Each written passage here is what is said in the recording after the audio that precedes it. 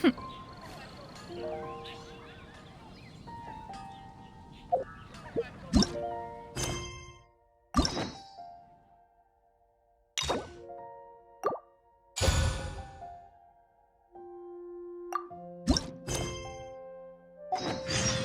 been to so many places lately.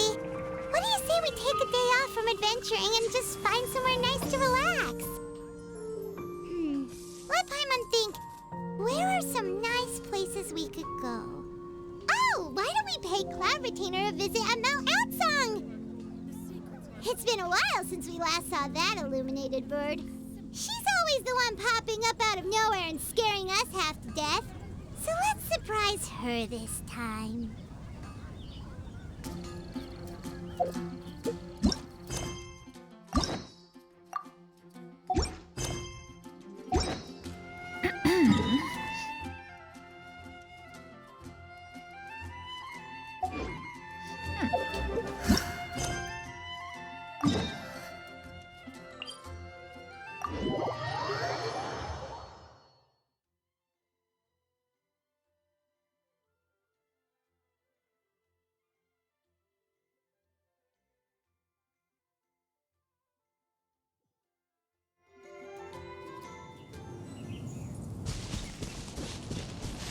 Yeah!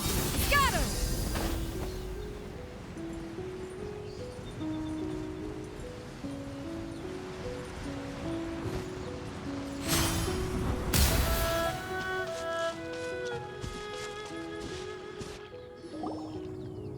Here we are, right outside her place.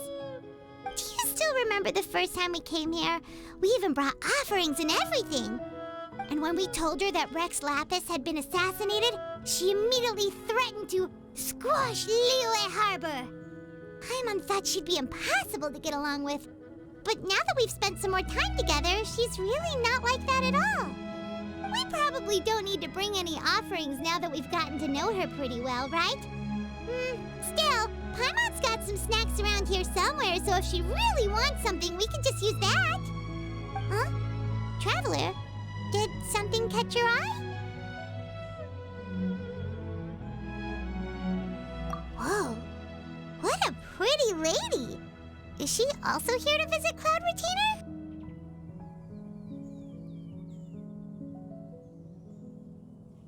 Yeah, you're right.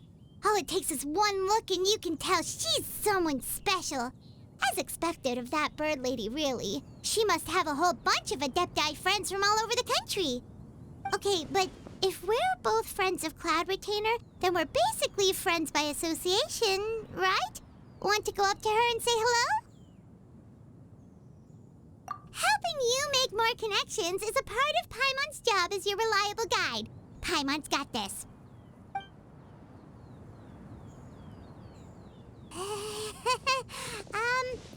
Hello?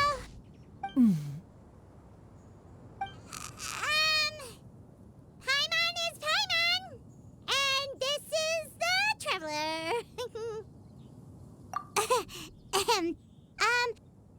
Paimon doesn't think we've met, but we're also friends of Cloud Retainer. May we have the pleasure of learning your name, Madam Adeptus? You two... What is this tomfoolery? Has this shift in form so clouded your eyes that you no longer recognize one anymore? Wait, you're... Huh? You're the illuminated bird? But you look... human! How did that happen? Oh, donning human form is scarcely any test of one's abilities. As for your confusion, one merely had no reason to indulge such inclinations before. So, you're indulging now because...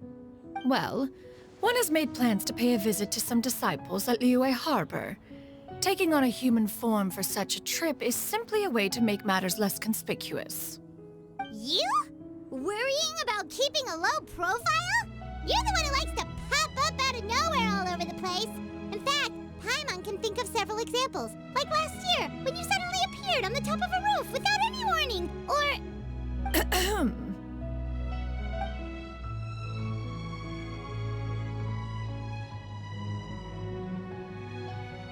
Hey, Didn't we agree not to bring that up unless she asked? Oh? So you have taken care to follow the proper rules of etiquette after all. Most commendable.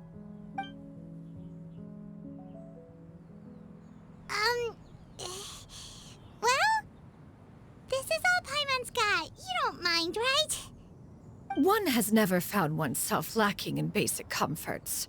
On the contrary, it is the gesture that one values above all else. So long as you've shown proper respect and consideration, the quantity or quality of the gift is but a trivial matter. That kinda makes Paimon feel a little guilty for trying to keep them for herself. Anyway, where were we before you reminded Paimon about the gifts? Ah, right. So by disciples, you must mean Ganyu and Shenhe. It's also been a while since we last saw them. Maybe we can come too. One planned to extend the invitation even if you had not raised the matter yourself. Shenhe and Ganyu should be quite pleased to see you again. However, one would first inquire as to the reason behind your visit here. You have cause to seek one's company? Yeah, we just found ourselves missing you and wanted to see how you were doing. We were hoping you'd tell us one of your stories. Who knew we'd run into your human form while we were at it? Is that so? If there are no urgent matters at hand, then let us make haste for Liyue Harbor. Ganyu is likely still working at Yue High Pavilion, so that shall be our first stop. Sounds great! Then let's all go to Liyue Harbor!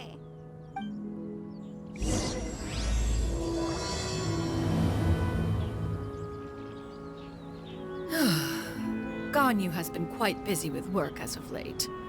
One can count on one talon the number of times she returns to Mount Outsong each year. Shenhe has also secured employment recently. In her correspondence with me, she wrote that she shall have no need to return for the foreseeable future. Did they think one was so easily mollified? One shall investigate everything with one's own eyes and decide for oneself if their living conditions are satisfactory.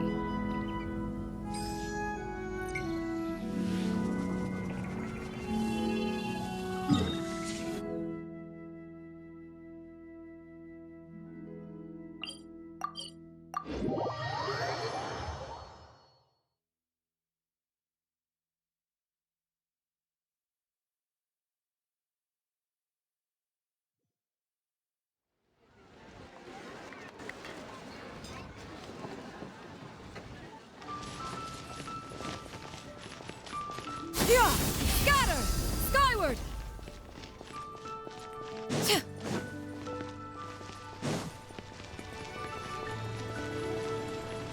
Yeah! Skyward!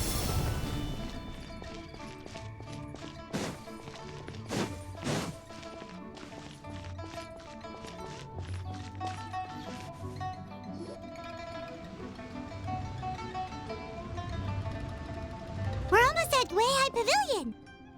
Hey, do you think Ganyu will be shocked to see Cloud Retainer like this? Guess we have no idea if Shenhe and Ganyu have ever seen her in this form before. Wait, where did she go? Why are you just standing there, Cloud Retainer? Quietly now. One shall stay here. You two can go and meet with her. But why? Isn't it better if we all go together? If one were to proudly proclaim one's presence, Ganyu would surely profess herself otherwise unoccupied and drop everything to attend to one's visit. One fears that would only result in her staying up all night to make up for lost time. One does not wish to trouble her. Conversing vicariously via you two shall suffice. Do remember to inquire as to her recent well-being. Again, do not mention one's presence here. Fair enough, makes sense. All right then, we'll just pass on your regards and... Cloud Retainer? Oh, Oh, busted. Is that lady someone you know, Miss Ganyu? She is indeed. I'm sorry, Huixin, but could we delay the upcoming meeting for a little bit? I believe my schedule today is quite full. Although, perhaps I could move some work to later in the evening. Oh, not to worry, Miss Ganyu. I'll make the necessary arrangements right away. Thank you, Huixin.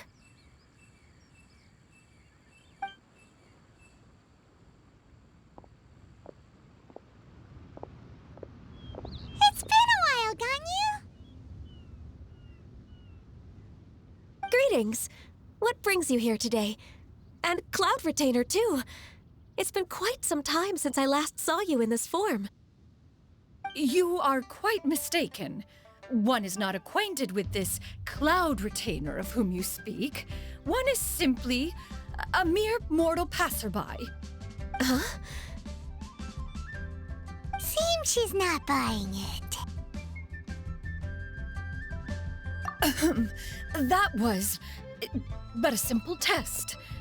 One did not expect you to be able to recognize one so easily, especially after so many years of only seeing one's other form.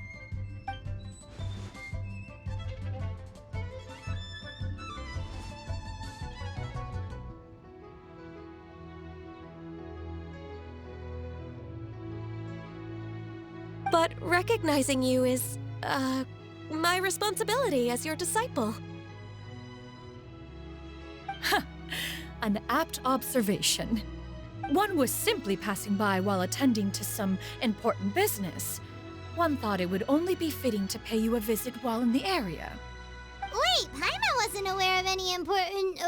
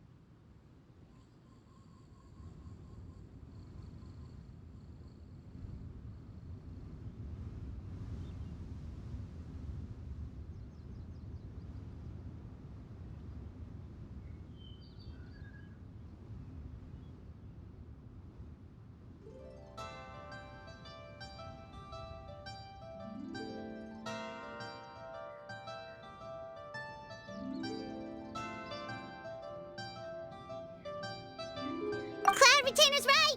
We've still got something super important to do, so we can't stay here for too long today. Oh, is that so? But it's been so long since we last saw each other. One simply desired to see you and had no intention of interrupting your work. A quick conversation should suffice for today. A more involved reunion should wait until you find yourself less occupied. I understand. That should be fine. While one acknowledges the amount of work that you have to deal with every day, one must also remind you to rest. Though Adepti blood flows through your veins, excessive exhaustion will still cause grave harm to your body. It still makes one nostalgic to see you as you are now, respected and independent. When you were young, you oft begged one to cuddle you to sleep when you suffered from nightmares. Cloud Retainer! Stop! If you insist. We are running short on time regardless, so one will refrain from going into each and every story. Why don't you continue your conversation? One shall simply stand by and listen. Wow, you've been to so many new places since the last time we spoke. If you ever need anything, please just come find me at Yuehai Pavilion. Also, forgive me for my presumptuousness, Cloud Retainer, but if you plan to continue appearing in this form, don't you think it'd be helpful to adopt a human name? A human name? Huh. You raise a valid point. Considering the sheer extent of one's renown, Cloud Retainer is surely too recognizable as a name. You really think so? Not that you're not famous or anything, but that famous? You presume to know the extent of one's illustrious achievements. One would hardly think such a thing to be possible. Nevertheless, Ganyu's advice cannot be ignored. From this point on, when in public occasions, be sure to refer to one as Xianyun. Xianyun?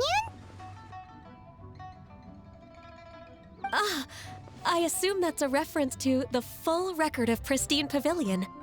An adeptus of years past would rise with the clouds and rest with the moon. They were enlightened and wise, free and unfettered. The writer referenced Master's name to describe her carefree and spontaneous nature. Oh, that sounds super cool! Paimon feels like only the most powerful of Adepti could rise with the clouds and rest with the moon. Actually, those lines were originally written to describe Cloud Retainer herself. Huh? Wait, so you're really that powerful?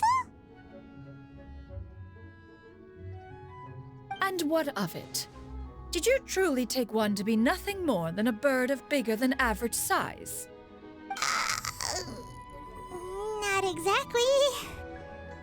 To be fair, Cloud Retainer rarely speaks of her past accomplishments. The tales of her past can only be found in ancient texts.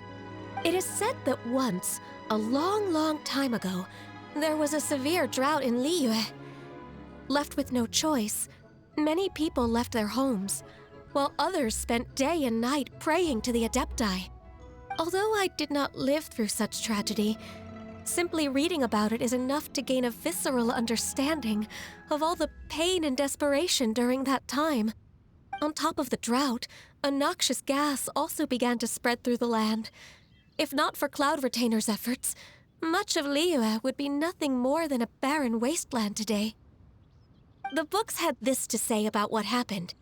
Upon arrival, the Adeptus borrowed the wind to retain the clouds. Immediately, the clouds gathered together, and abundant rain burst forth from the heavens.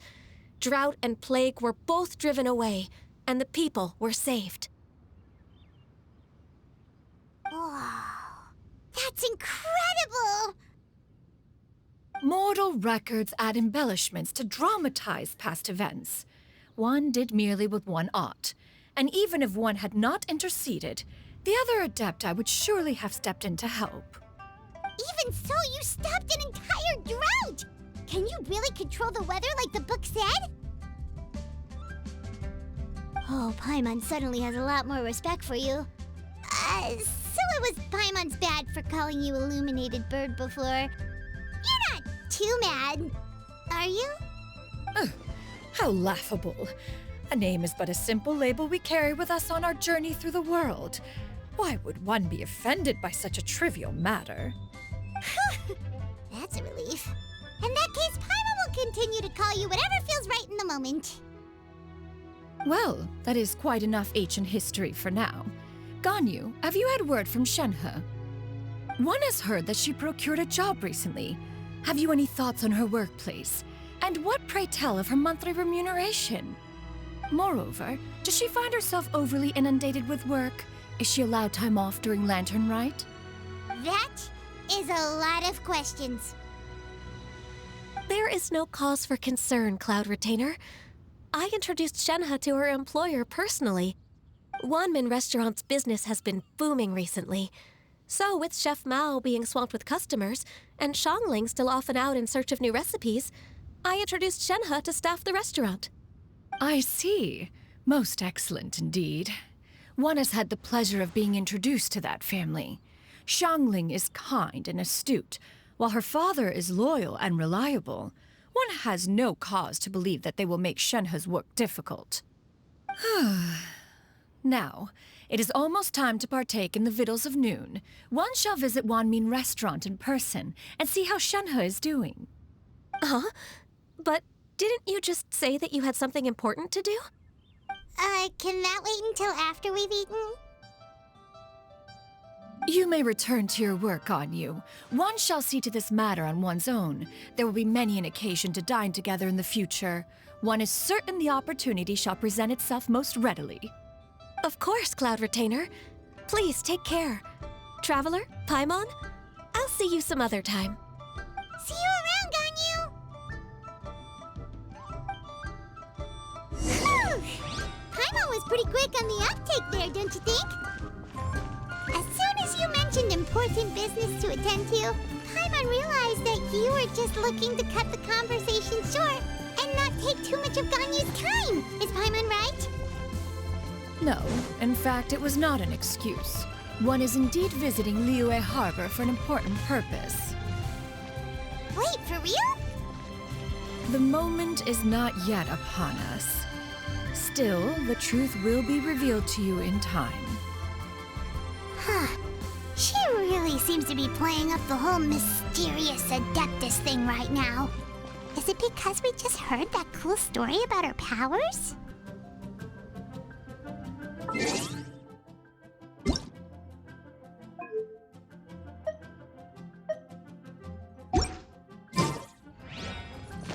Yeah! Scatter! Skyward!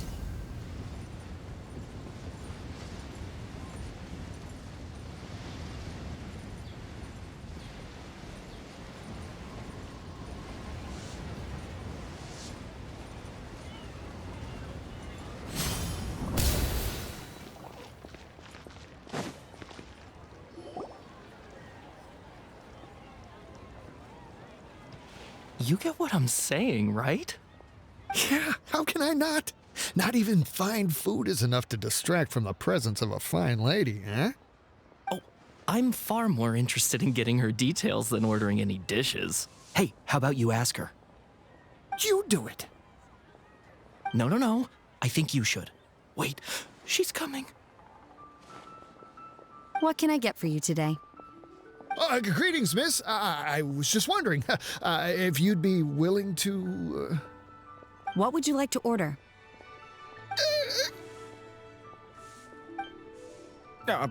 2 servings of Mora meat to go. Good chat. Bye.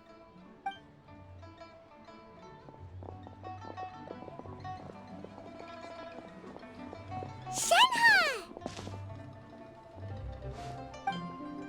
Welcome. It's been a while. May I take your order? Don't welcome us as guests and greet us as old friends in the same line. It's weird. Mm-hmm. Oh, and this is? This is Miss Xianyun. Master? Huh? One does not recall ever revealing this form to you before.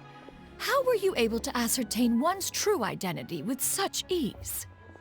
I've trained and lived with Master for more than 10 years. I would recognize you no matter what form you take. You... Is something the matter, Master? Hardly. One simply learned of your employment from your letter and came to check on your well-being. And check out the great food, too. Indeed. It's almost lunchtime. My apologies. I'm still on the clock and can't talk for very long. Well, if it isn't the traveler in Paimon, are you here for Shenhe? The lunch rush isn't in yet, Shenhe. So I've got things covered for now. Go ahead, sit down and enjoy some time with your friends. I'll let you know if things pick up. Thank you, Chef Mao.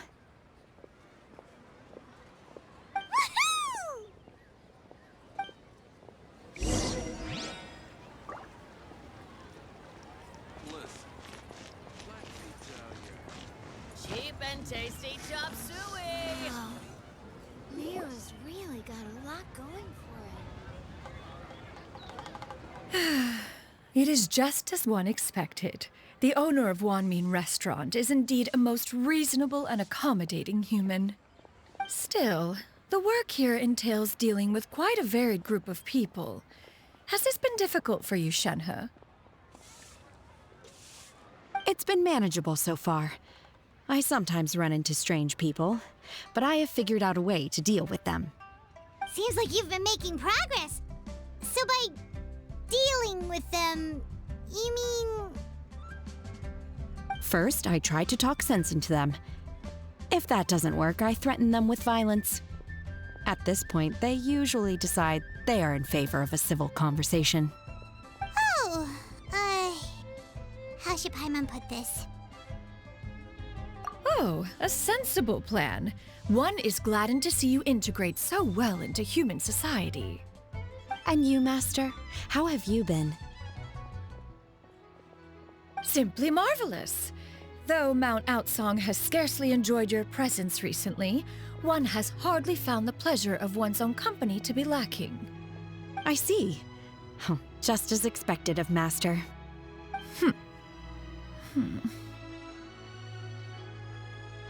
I have missed Master quite a bit too. Even though work has been busy lately, I've already had a conversation with Chef Mao about taking some time off soon to visit Master.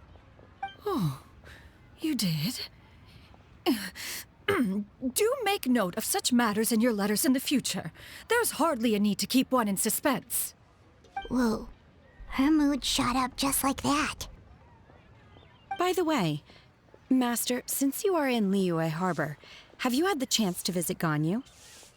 Indeed. She is similarly preoccupied with her work. There was time only to exchange a few simple pleasantries. Ganyu told us the story of Cloud Retainer's name. It was amazing. We never knew how powerful she was before. I see. In that case, allow me to also share a story about Master's past. Oh? Is that a problem, Master? I believe this to be a good topic of conversation. No, not a problem. One was simply caught off guard. But no matter. Please, proceed. One is most curious to see how much of one's own conversational prowess you possess. Master once participated in a race against Mooncarver. After Mooncarver lost, he insisted that Master's ability to fly gave her a natural edge in such a contest. In response, Master agreed to forego flying in return for being able to use one of her devices in the race. Mooncarver accepted, only to find Master with a brand new device on the day of the contest. Huh. What kind of device was it? It was a mechanical vehicle made out of iron. What was it called again? Oh, an electro-powered bicycle? Oh, you refer to the bicyclical Thunder Flashmobile. One spent 49 days conceptualizing and crafting it.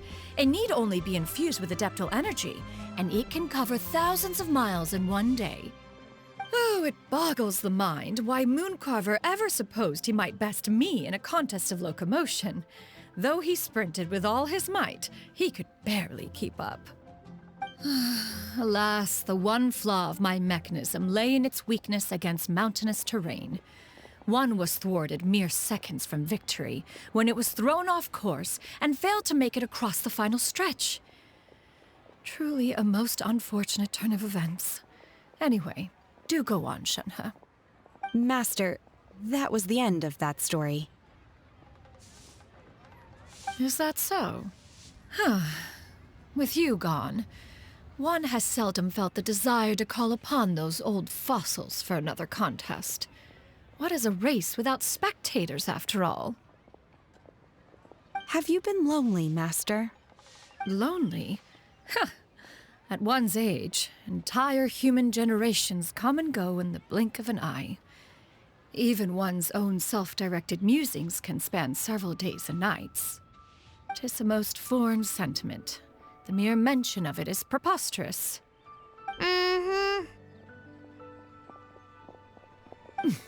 What is the reason for that look upon your face? It's nothing. It's just... Well, Paimon gained a lot of respect for you after listening to that story of you summoning the rain and everything. But all it took was a few words out of your mouth and it's like you're back to being that illuminated bird again. Paimon's just a little bit confused. Which one of the two is the real Cloud Retainer? To me, they are both, Master. One is the Master that's widely revered by the people, while the other is the Master that I respect and adore. One finds oneself exalted yet again with sweet words of praise and flattery of a most extravagant nature. You chose to exalt one with your words, yet you refuse to grace Mount Outsong with your presence for any extended period of time. One would almost question the sincerity of your estimations. This is not to say that your words paint an inaccurate picture. One has always lived by a single ideal. Eschew all action and abide by no rule. One does as one pleases and speaks as one pleases. Others may critique or praise as they see fit, yet one places little weight in such judgments. She got like, what, 2 sentences of flattery from her disciple, and it's as if her ego is about to burst. Do you have any empty tables?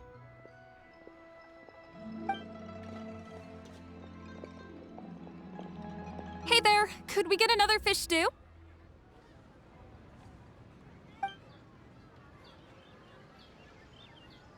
I'm hearing more guests come in. I should get back to work. All right, good luck with the lunchtime rush, Shenhe. Mm-hmm. I'll try my best.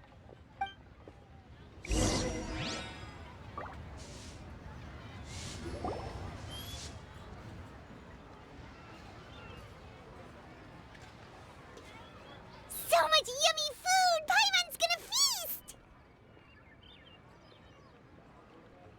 One is fond of all kinds of delicacies and delights in a multitude of flavors. The dishes here demonstrate no shortage of culinary skill. Their unique flavor profile has left one more than satisfied. In fact, one has been struck by quite the fit of inspiration. One has already begun to conceptualize the next generation of supreme cuisine machines. Everything's so tasty! A bit too hot at times, but still super tasty. I'm sorry, miss, but our tables are full. Shall we try somewhere else, Granny? But it smells so delightful. Can we really not eat here? My poor legs can't go on for much longer. Well, you could always check with some of the other guests and see if anyone's happy to share a table. Okay, I'll ask around.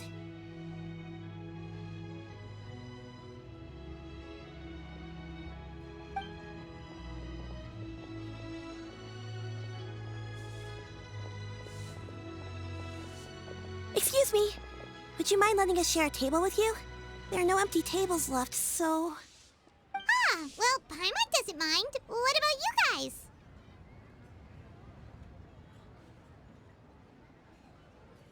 Great! Thanks so much. My name is Xianyun, and this is my granny, Yuendai. Granny?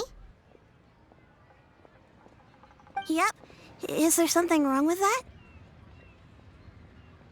No, Paimon's just a bit surprised. She looks so young. Yeah, a lot of people compliment Granny on her youthful looks, but she's actually much older than she appears.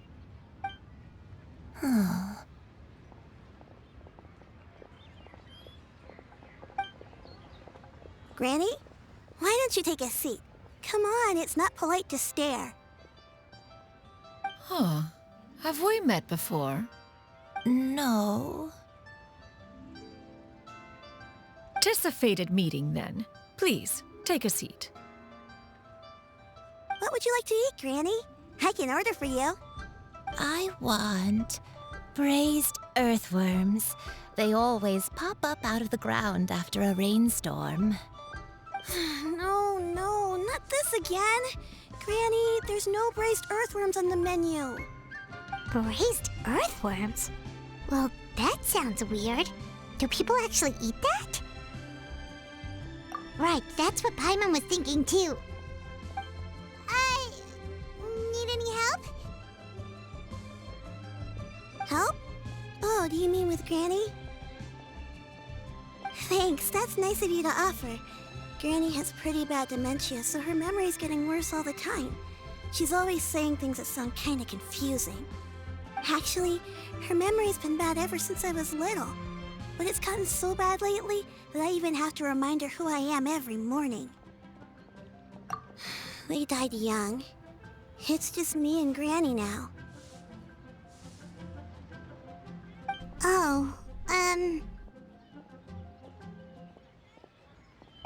But it's okay. Don't feel bad. Granny loves me a lot, and I love her a lot too. Sure, it's hard at times, but you just gotta make the best of the life you've got. Wow, you're really tough for your age, kid. You're too kind. And me? What about me? You're tough too, Granny. Plus, you're really gentle, and you're always there for me. Yes, and it's hardly as if I forget everything. I still remember the important things. Wait, what was that really important thing again? Ah, I remember now. It was a dream. I had a dream where everything was dark. Someone was standing in front of me. She told me to come and find her, and that once I'd found her, I would be free. Huh? That sounds super important. But how come you've never told me about it before? It was just a dream, so I forgot about it. But I'm in a good mood now, and somehow I remembered it again. You know, I believe I've had this dream a great many times. But just how many times have I had it? Now that I do not remember. Wait, so you have a reoccurring dream where someone's talking to you? That sounds spooky. Oh, does that mean you're possessed?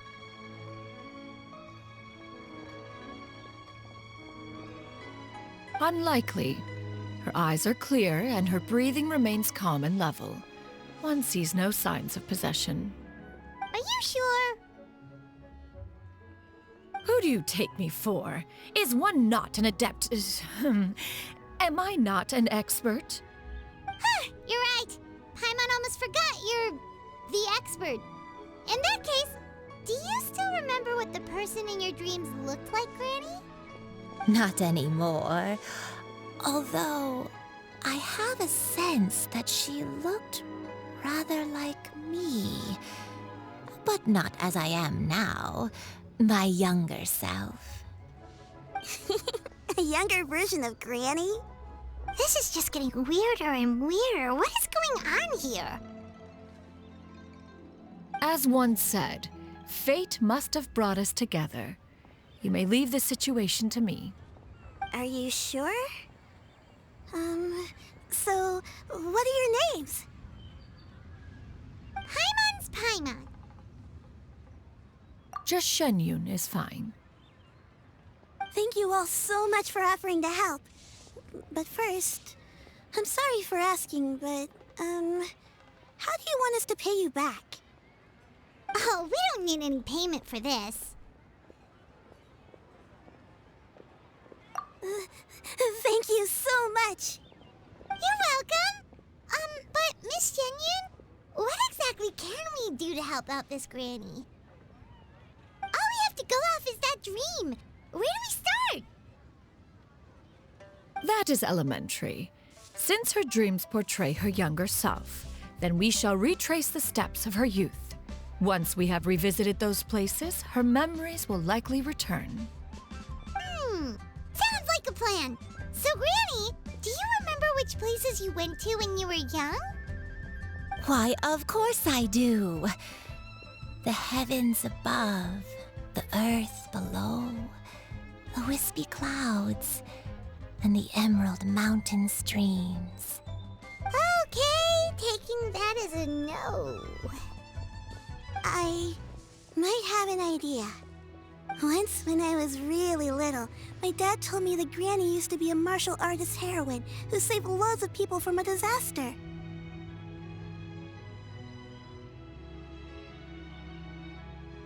If it's true, then maybe they wrote about it in the history books or something. A martial arts heroine? Oh, Shinto knows tons about Liyue's chivalric traditions. If anyone knows about the heroes of the past, it's him. Let's go find him at the Xianyun Commerce Guild. Are you leaving already? But I'm still hungry. I'll go order some food, Granny.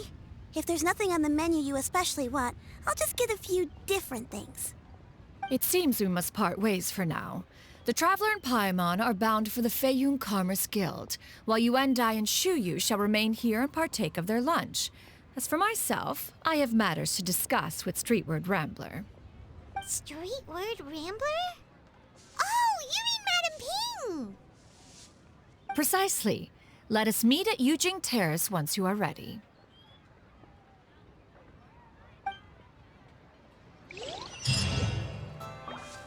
Chris, the food is unbelievable. Everyone, please. Always eat to wanted your to try heart's this content. place. Today is my treat. Where are you going, Granny? Don't you like the food? Fresh milk. I need to buy you some fresh milk. Milk? Why? You need to drink milk before eating, or the spicy food will make you cry. Hush, little one. Don't cry. Granny, you're forgetting things again. I'm not a little baby anymore. I can eat spicy food now. Even the super spicy dishes, like their fish stew. I can eat 2 whole bowls, no problem. Wonderful. Oh, wonderful. My darling granddaughter is all grown up.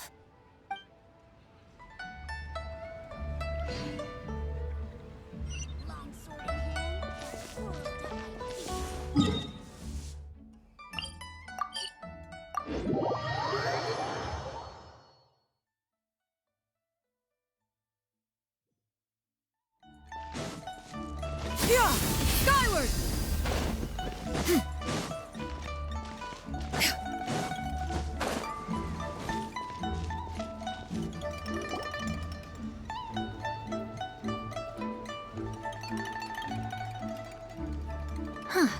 It's you two.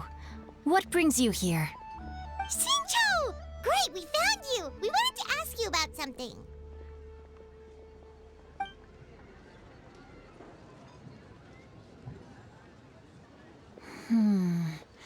That's not a whole lot of information to go off of. I don't know if I can say for sure. I can't pinpoint her identity from your description alone, but considering her age, I am reminded of a nameless heroine who's been featured in various chivalric novels. Nameless heroine? That's right. The novels often speak of a great drought from 50 years ago. As the people suffered, a nameless heroine appeared and began to clear away evil spirits and bandit camps. The people idolized her, but never learned her name. All they knew was that she always acted alone. Later, though, she supposedly fell in love with a similarly noble-minded exorcist from Mount Tianheng. They were well matched in more ways than one, often fighting together as a fearsome duo of otherworldly strength. After the drought ended, the heroine and the exorcist left the public eye and began living a reclusive life in the mountains. All that remained were tales of her incredible accomplishments. The way this nameless heroine faded from fame into obscurity later in life is not too dissimilar from Miss Yuendai. I hope that's somewhat helpful. Thanks a lot, Xingqiu. We knew it'd be worth talking to you.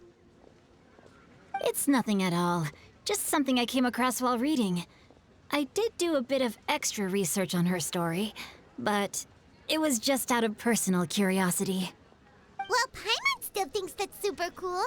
Oh, wait, Xingqiu, if you've read up on her, do you know of any places often associated with her? Let me think. In the novels, the nameless heroine always appeared near one of 3 places. Wangshu Inn, the area just north of Jueyun Karst, and Qingyun Peak. Perhaps the real-life heroine who inspired the character was also often seen near those 3 places. That would explain why those locations appear in the various novels written about her. You're welcome. To be honest, I found some parts of the story confusing when I first came across it.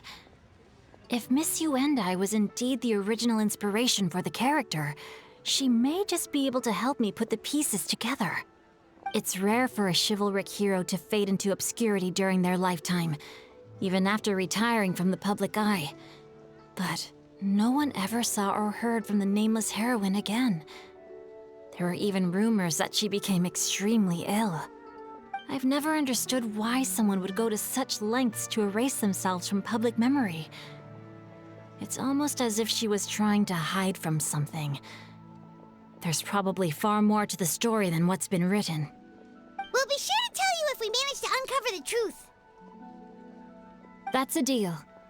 Perhaps, behind the truth of it all, there lies a story more fantastical than any work of fiction. Paimon feels like we just learned so much from Xingqiu. A drought, a nameless heroine, a life of seclusion? Wait, why does the story sound super familiar? Oh, right! There's a drought in this story, too! Shincho, are droughts super common in Liyue or something? Well, they used to be. But people have long since developed methods to prevent them, like by cultivating the soil or digging canals. So while droughts do happen from time to time, they are rarely regarded as true disasters. The drought 50 years ago is probably one of the worst we've had in the last several centuries. The crops withered, the streams ran dry, and the monsters in the mountains became rabid and agitated. Countless caravans were attacked, and people who lost their homes came together to form bandit groups. What started as a natural disaster soon became a human tragedy as well. That sounds awful. Yeah, and that's exactly why the nameless heroine was so beloved. She must have been someone of true integrity, to do so much for the people while asking nothing in return. Still, as terrible as that drought was, it was nothing compared to the truly calamitous disasters that befell this land in ancient times. They say that back in those days, disasters were both more severe and more common. Only the strongest of Adepti could hope to dispel the ruin and devastation. Do you have any other questions? We're good for now. We're just going to head back and meet up with Miss Xianyun and the others again. Paimon hopes that Granny Yuendai will be able to remember more of her past. She used to be a great hero who saved many people. So sad that she can't recall any of it. Anyway, we'll be off now. See you some other time, Xingqiu. Thank you so much for your help. It's no problem at all. Safe travels.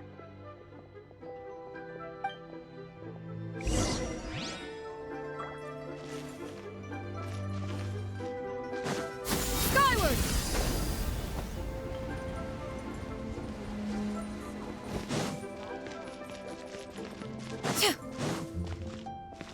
Yeah! Scatter! Skyward!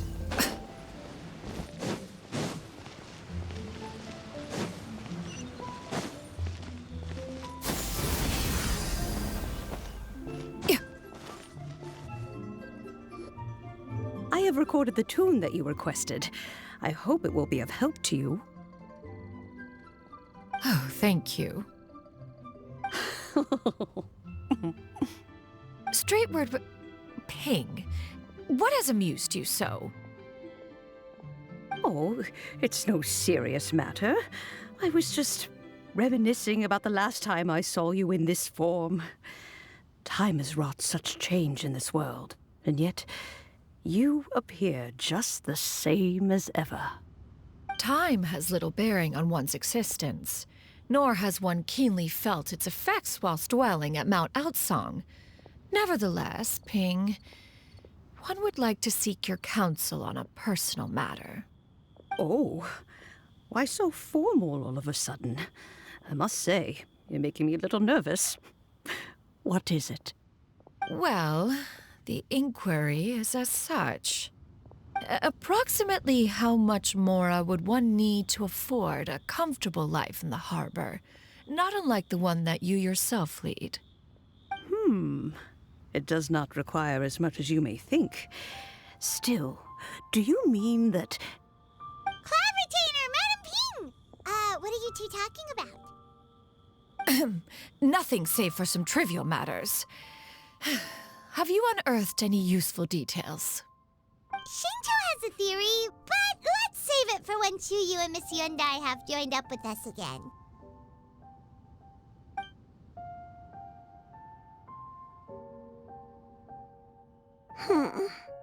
Do not be troubled, young lady. Here, have some tea. Thank you so much.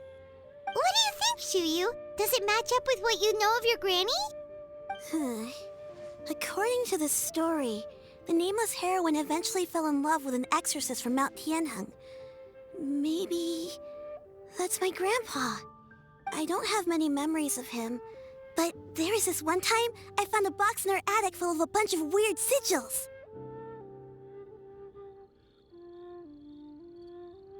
I think so too. Granny might remember something once she's returned to a familiar place. What marvelous tea. I can taste the dew's sweetness in this cup. It's as if I was taking a stroll in the mountains, thoroughly one with nature and at peace. Is that so? Then please drink as much as you like. There's no need to hurry. At our age, it's always nice to slow down and take the time to appreciate pleasant conversation among friends. Thank you. Okay, since we have the time, can I ask you something? Sure thing. What would you like to know? I have a secret I want to tell you. Let's go talk over there.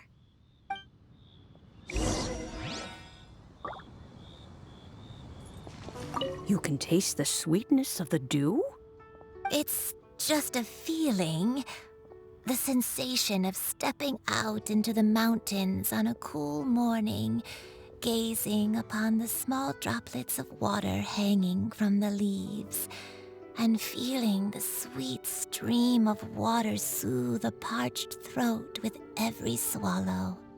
It's a sense of calm and serenity, one that stretches on and on until days become weeks, weeks become years.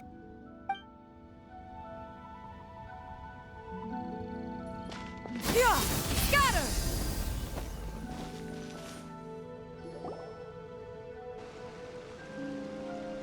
What's wrong, Xianyun?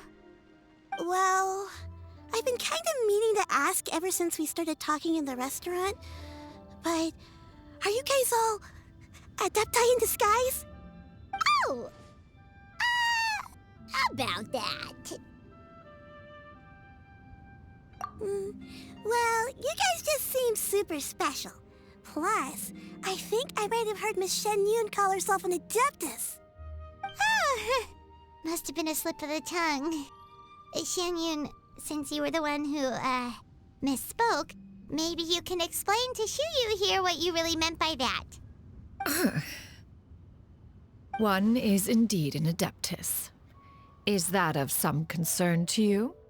Huh? I knew it. Well, one time when I was a little kid, I saw a pure white illuminated crane. I had this super high fever, and Granny wasn't around. I was feeling all icky and gross. But then this snowy white crane flew down from the sky. She put me on her back and flew me to her cool Adeptus house and fed me some sort of magic potion. When I woke up, I was already back in my bed and my fever was gone. I really wanted to thank her, but I was too sleepy to stay awake, so I never got the chance. So, I just kind of wanted to ask if maybe any of you have ever met an Adeptus like that? A pure white illuminated crane? The only two we've ever met are blue and white and black and brown. Have you ever met one that's pure white, Clovertina? Never has one met an adeptus with such features. One surmises such a description is but a hyperbolic embellishment that oft results from narrative accounts. That's weird. Was it really just a dream then? Well, even if it was just in my head, it doesn't matter that much anyway. All I really want is to help Granny recover her memories. I'm really grateful for all your help. Leave it to us! Now that we know the 3 locations, we just need to visit them one by one. Let's go to Wangshu Inn first. Okay, I'll go get Granny.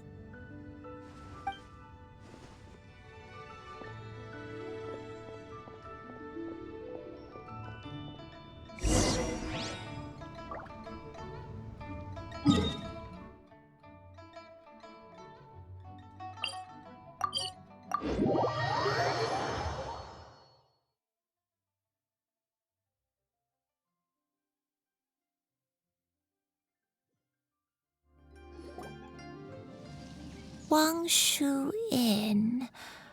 Wangshu Inn. Do you remember this place, Granny? Yes. The fish here is very delicious, and if you look out into the distance, you can always spot a bird that's been left behind by its flock. I believe I used to have a room here. It had a window. Yes, I spent a lot of time looking out that window. Which room was it again? Let me look. I'll come with.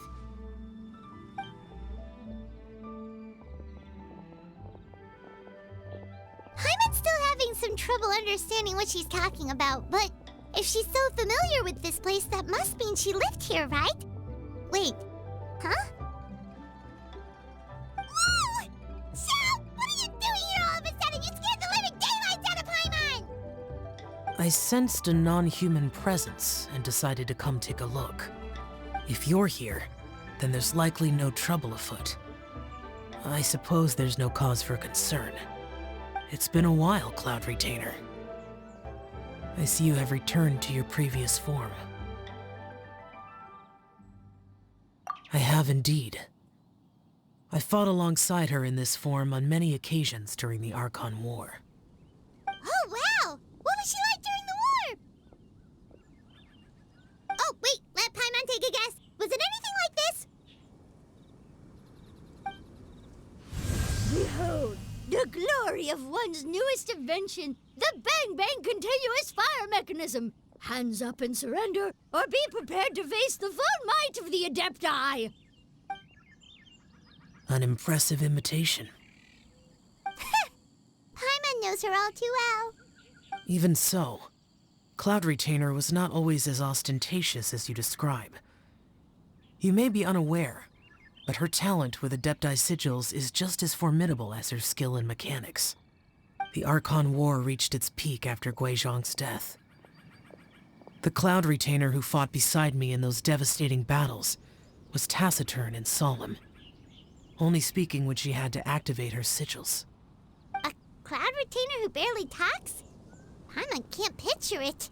But what happened after that? If you were so powerful in your human form, why did you decide to take up your bird form again? Once one had bid farewell to the world of mortals, what use would one still have for such a shape? When dwelling between mountain and forest, away from the struggles and troubles of the mortal world, a mortal form is hardly the most fitting of choices. After the war, Cloud Retainer retired to Mount Outsong, only revealing herself to the occasional visitor, and always in her avian form. Although I do believe there was an occasion some 30-odd years ago when she decided to don her human form. I believe it was for the purpose of... One believes there is little need to relive bygone matters. Granny, are you okay? Back then, at this place, Perhaps this conversation should end here. I shall take my leave now. Should you encounter any trouble, you need only call my name. However, given that you are traveling with Cloud Retainer, I trust you are in good hands. Everyone! I think Granny is finally beginning to remember her past.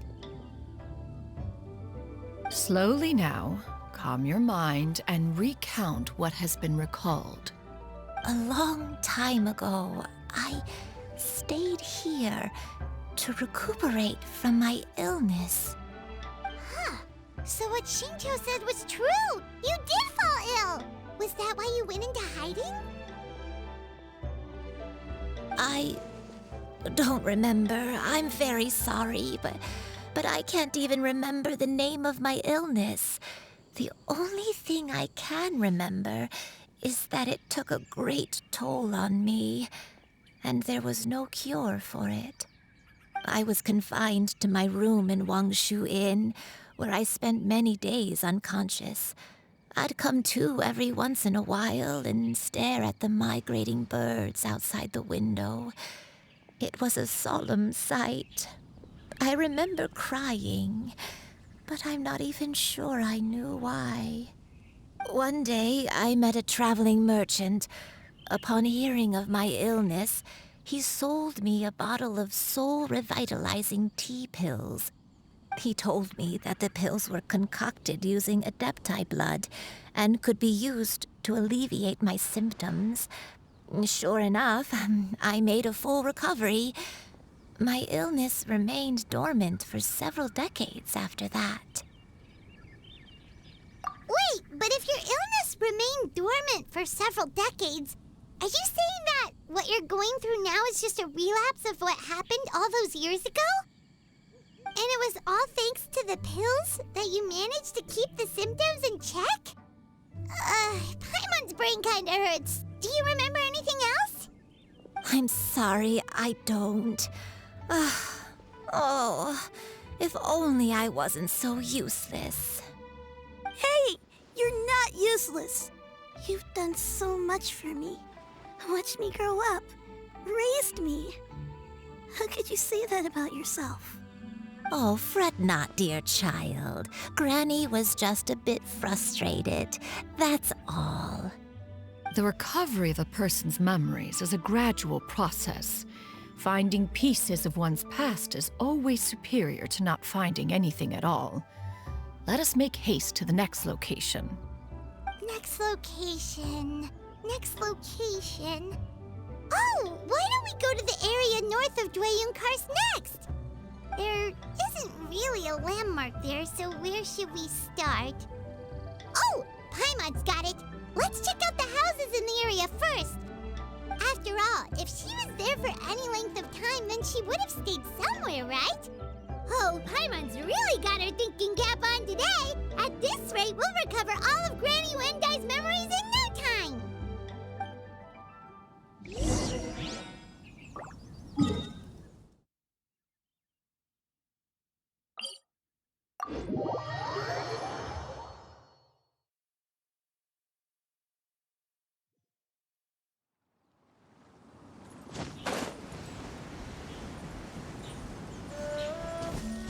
Yeah! Scatter! Skyward!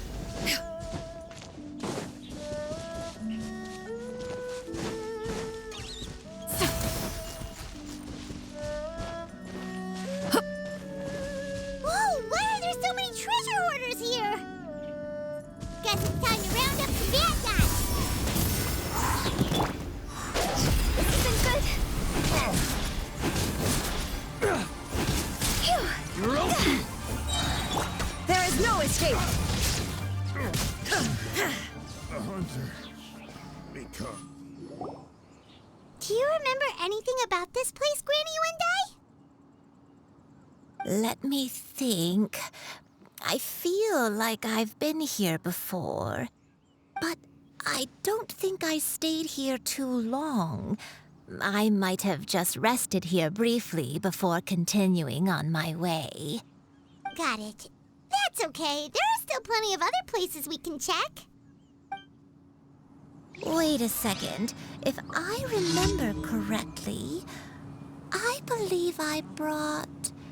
Ah, yes. I brought some sweet snacks with me. Go on, take some. You need to eat a lot if you want to grow big and strong. Oh, thank you. Then Paimon will help herself.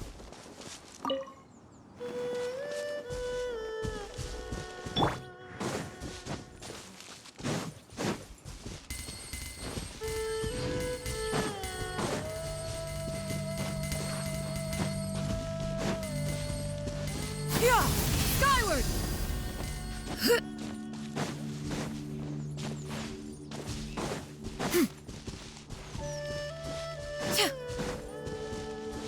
Yeah! Scatter! Skyward!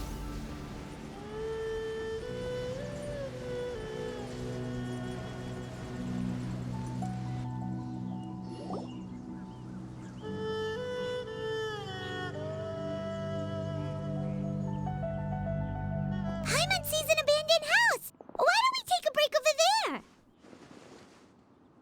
This place... it's...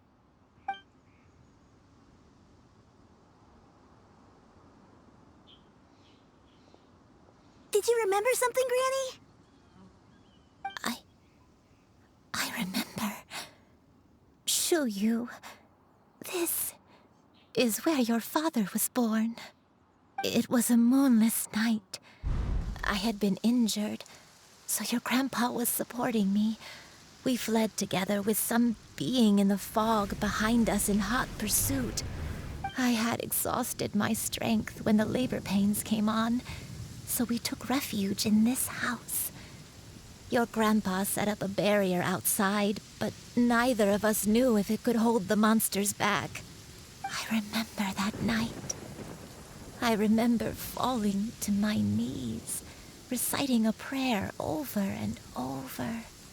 I alone am the source of this sin. Punish me as you wish for forsaking my oath, but spare my innocent child. Sin? Oath? Did you do something wrong? I don't know. I don't remember. I only remember praying in the darkness with all my strength until the sun finally rose again and the fog cleared out. Eventually, the house was filled with the sound of my baby's first cries. That baby was your father. I remember I clutched him tight to my chest and wept tears of joy. It was the first time I'd ever felt such happiness in my life. My dad?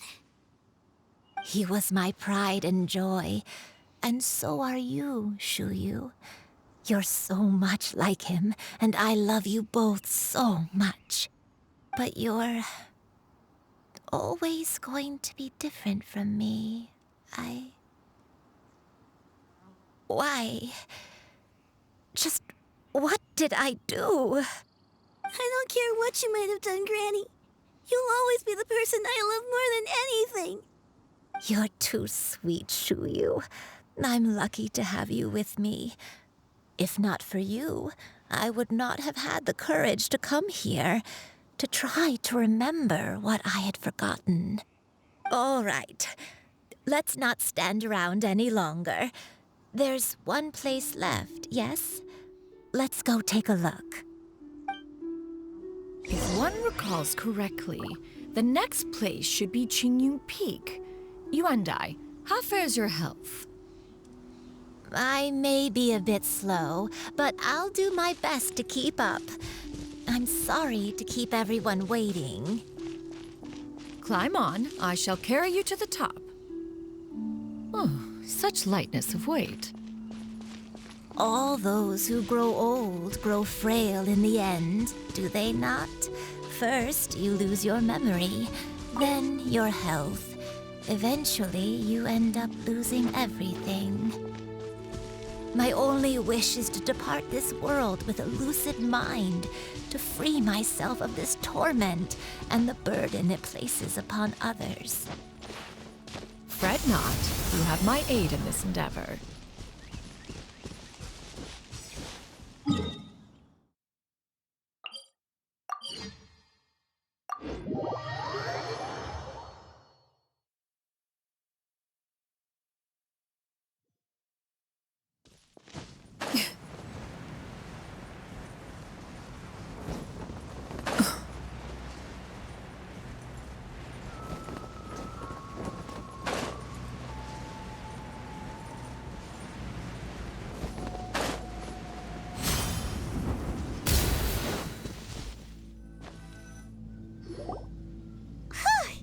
We're finally here. Does this place feel familiar to you, Granny Yuandai? Let me see.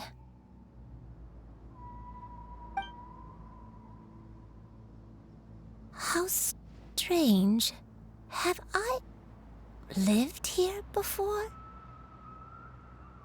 When we were at Wangshu Inn and the abandoned house earlier, though I couldn't remember everything, I still felt a sense of familiarity. I could easily picture myself in those places. But here, I don't have that feeling. Perhaps I did come here in the past, but it just didn't leave a strong impression on me. But Did the stories get it wrong then? Yeah, that's true. But they're also the only thing we have to go off of. Paimon was hoping this place would jog Granny Yuendai's memory just like the others. I'm sorry to disappoint you two. It's all right. We're not going to give up yet. We'll figure something else out. Just you wait. Thank you. If only I could remember. Huh? That way. What's that mountain? Oh, let Paimon look! Huh? Isn't that Mount Outsong? Looks like we've come full circle. Mount Outsong. Mount Outsong. Granny, are you okay? Don't push yourself, Granny. It's okay if you can't remember. You shouldn't do something that makes you sad. Mount Outsong, What am I really? Mount Outsong holds some familiarity to you? It does, but I can't go back. Are you feeling unwell? My head, it feels all heavy and dizzy. What is wrong with me? Cloud, Miss Xianyun, is there anything you can do? Let us go to Mount Outsong. But... Fret not, all will be well. You and I, you have already given more than enough to the pursuit of this endeavor. You may leave the rest to me. I've prepared something that can aid you in suppressing the fear in your heart and restoring your lost memories. It currently resides at Mount Outsong. Wait, really? When did you do that? I never leave anything to chance. All will reveal itself when we arrive.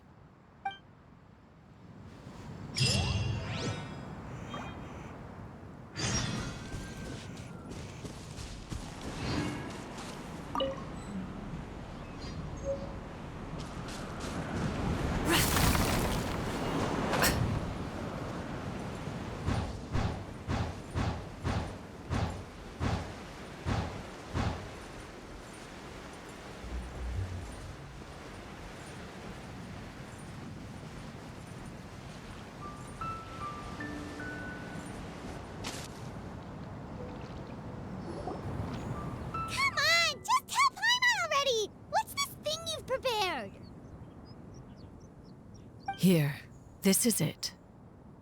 Huh? But isn't this the mechanism that you were tinkering with when we first got here? Oh, is it another invention of yours? Precisely. A recent one at that. I am most pleased with the result. I call it the Suspensus Somnium mechanism. It periodically releases a soft breeze, which when paired with a gentle adeptal tune, can help the listener subconsciously relax and even enter a semi-hypnotic state. Soothing agitation and anxiety, relieving exhaustion and insomnia, its potential uses are numerous indeed. And of course, it can also aid in the recovery of lost memories. Whoa, what a cool gadget!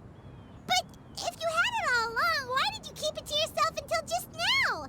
We could have come to Mount Outsong right off the bat and saved time on a lot of floating. How preposterous.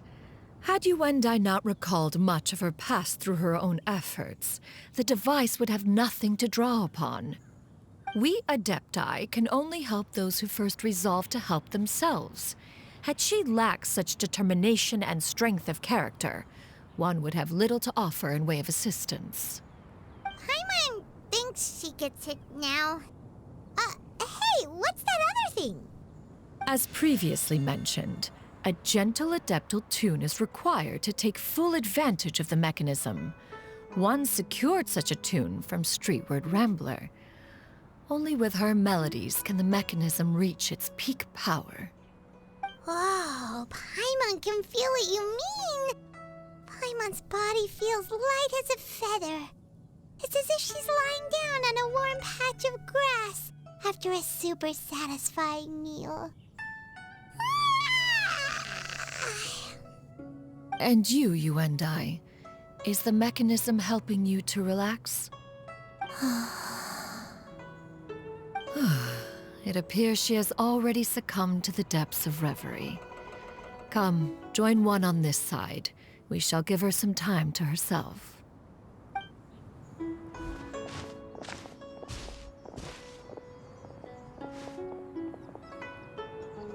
The drought is over. But why do you look like you want to cry? The potion. It's nearly run its course. I've never regretted meeting you. Not even for a second. Please. Please, no.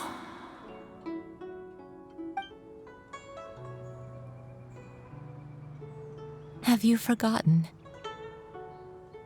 This is the world you left behind. One of gentle breeze and morning dew, perfectly straddled betwixt the realms of heaven and earth. This is your home. This is where you belong. You should have never left. The you of the past, the me from not that long ago. We should have never.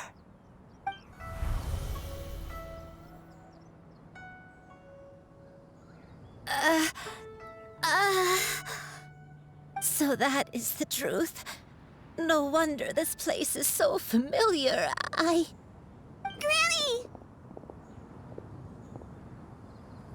Granny, are you okay? Cloud Retainer. Your memories have returned? Wait, did you just call her by her full name? Does that mean you already knew each other? Yes. I now remember everything. Everything. Granny, please don't cry. I'm here. I'm here. Oh, don't worry, my dear child. Granny is fine. I'm so sorry, everyone. You've gone to so much trouble on my behalf. It's all come back to me now. The most important thing that I had forgotten was the truth of what I once was. One can sense the guilt that now plagues your conscience. Reclaiming a truth long buried is sure to come with a myriad of complex emotions. Perhaps one should recount the story on your behalf while you compose yourself. No, it's okay. Now that I've remembered, I must face my memories head on. Xianyun, everyone, I cannot thank you enough for all your help. I'm ready to tell you my story, if you're willing to listen. Please, Granny, don't force yourself. What happened in the past doesn't matter. I love you more than anything. Nothing you say can change that. I know, dear child. My feelings for you are exactly the same. It is for this reason that you deserve to know the truth. Some time ago, I made a terrible mistake. One for which I could never atone. Is this the sin that you mentioned in Xianyun Karst? What happened? I am, in truth, not a human being. My real form, one that I held for centuries, was that of a wild crane. I spent many, many years living on Mount Outsong, bathing in the soft breeze and drinking the sweet dew of the mountains. At some point, I somehow gained wisdom and sentience. The Lord of the Mountain, Cloud Retainer, became aware of my existence and began to share many stories with me. She even passed on the secret of cultivation to me. Though she never took me on as a formal disciple, I always saw her as my master. Whenever she took out her tools to work on mechanisms or new inventions, I would also stand next to her and watch. I even contemplated completing my training and becoming an adeptus in my own right. I followed her teachings, and time gradually passed us by. Until that fateful day 50 years ago. 50 years ago? That's right. Master regaled me with many stories of her past deeds. From them, I learned how she had saved people from a similar crisis in the past. She was the one I looked up to the most. More than anything, I dreamt of becoming an adeptus like her. I wanted to travel the land like she had, relieving suffering wherever I went. But I was still far from being a real adeptus. I possessed no ability to take on human form and fit in with the crowd. Once she learned of my desires, Master prepared a special dose of human mimicry potion for me. She warned me that the potion's effects would only last 10 years, and if I were to fail to return to my original form at the end of that time, I would forever forget my past as a crane and become something neither human, beast, nor adeptus. Oh no. So that was the source of your dementia all along. Was it because of Grandpa? Indeed, I fell in love. Though he was human, he had spent his entire life training on Mount Tianheng. When we met, it was not only my first foray into the world below, but his as well. Although clumsy and impulsive as he was, you'd think he was the real strange bird among the two of us. But still, just like me, he cared deeply about the world and wanted, more than anything, to cleanse it of all pain and suffering. I could not help but fall for him. But my time continued to tick away. Those 10 years passed by in a flash. Yet I did not want to leave his side, so I... Oh no, what happened next? I committed an offense. I wanted to stay with him, even if it meant living a life full of pain and suffering, even if it meant that I would eventually turn into a monstrosity. I knew I had betrayed Master's hopes, but I was too ashamed to face her. So I wrote her a long letter instead and asked someone to leave it outside her abode. I was convinced that she would not support my decision, and I lacked the courage to speak to her face to face. In my shame, I fled and tried to hide from the world, such that no one would be able to find me again. But that was only the beginning of my troubles. I began to suffer from a strange illness. My memories became hazy and confused, and I could no longer keep myself awake. I understood that my pain was caused by my refusal to return to the life I was fated to lead. Along with my memories as a crane, I soon forgot the true cause of my suffering as well. I knew only that I had committed a sin. All I could do was pray for forgiveness, even if I had long forgotten what needed to be forgiven. Looking back, I was beyond lucky to have come across that traveling merchant at Wangshu Inn. It was such a fortunate coincidence that we were there at the same time. If it weren't for those soul-revitalizing tea pills, I probably would have... Granny! What's wrong? Coincidence? Why did I ever think it was a coincidence?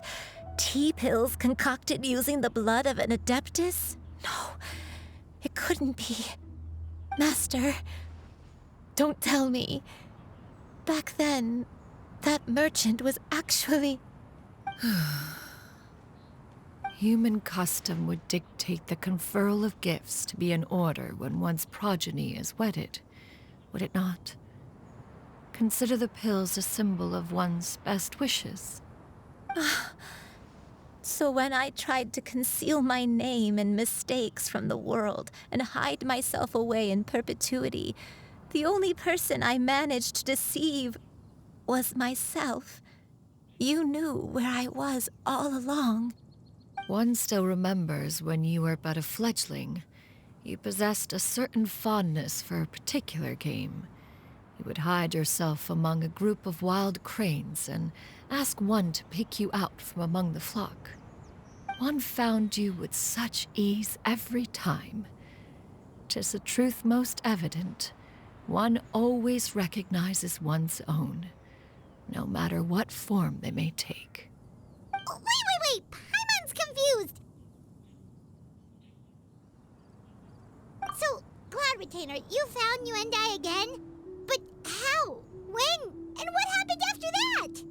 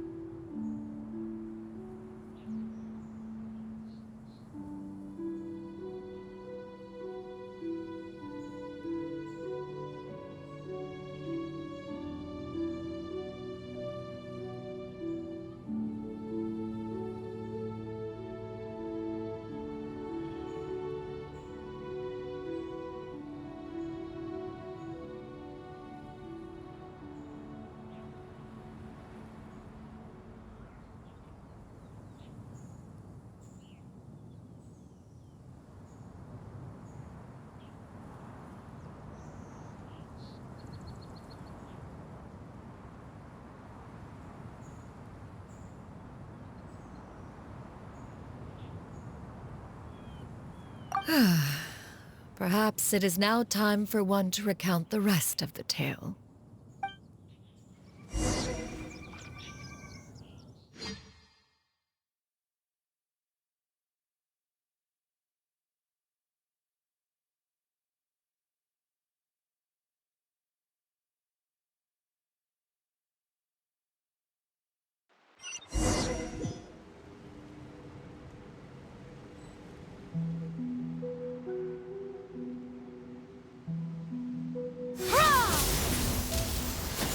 One was furious upon receiving your letter. Seized with anger, one set out to bring you to your senses.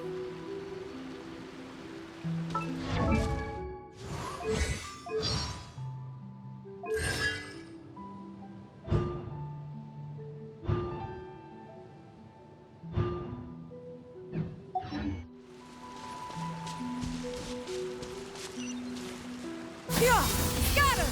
Skyward!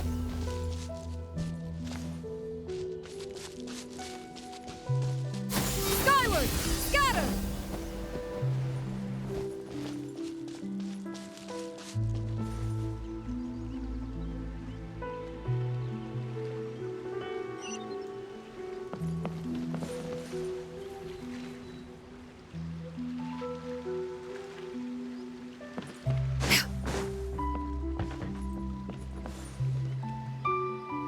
In truth, one had more than a few misgivings about your chosen partner. As an exorcist, his talent was lacking. One could hardly say his skill with sigils was any better. But soon, one came to appreciate the devotion he bestowed upon you during your illness. He never uttered a complaint and rarely left your side. Unwilling to begrudge someone of such character, one decided to overlook his aforementioned deficiencies, glaring though they may have been. Wishing to grant you a life without regrets, one gathered many divine ingredients and used one's own blood to create a form of medicine. Though imperfect, it managed to suppress the more dire effects of your illness. As for how to deliver the medicine, after much contemplation, one eventually decided to perform the deed oneself. One took great care to alter one's features and select the appropriate attire.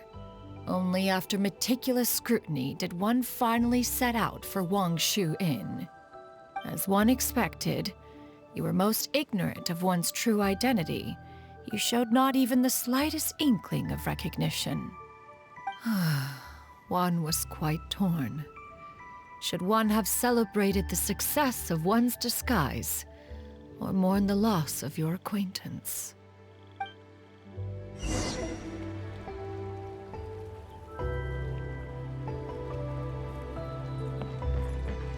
Yeah!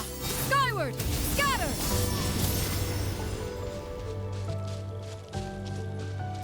Skyward!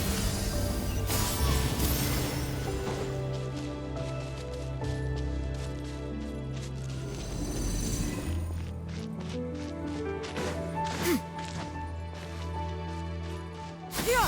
Skyward! Nevertheless, one would speak to you about another matter, if you are amenable, even considering your loss of memory. One was simply flabbergasted that you could so easily forget the consequences of consuming medicine infused with adeptal blood. Its proclivity to attract monsters is hardly that complicated of a concept to remember. To think that you tried to travel while weak from sickness and heavy with child. Had one not intervened to clear the fog, all of you would have been lost during the night.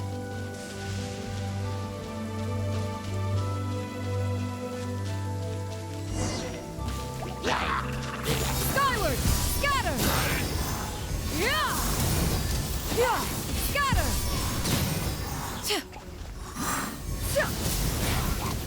Rah!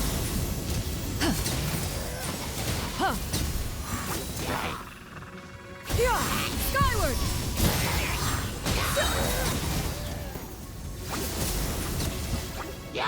Yeah! Skyward! Seize the skies!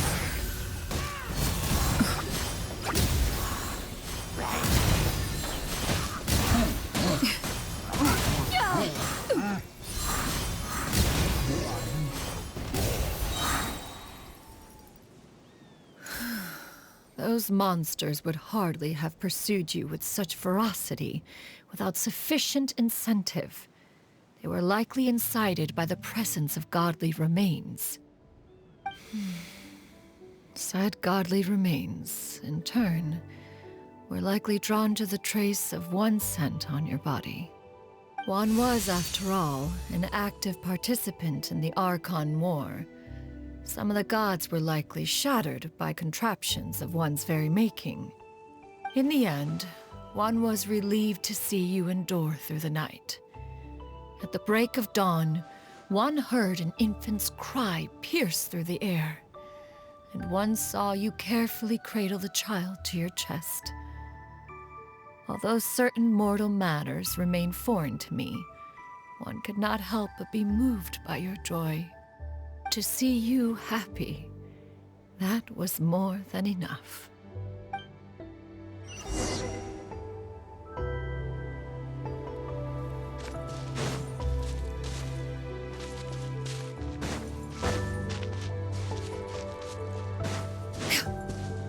Yeah!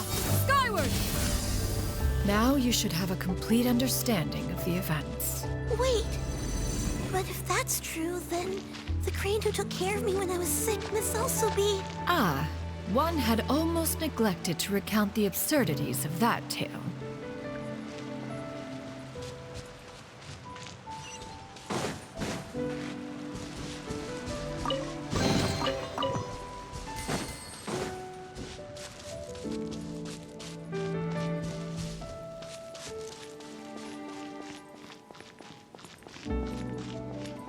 Yeah!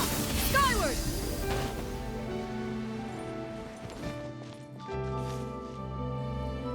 Just as Xianyun troubled one with her antics, so did you give one many a headache.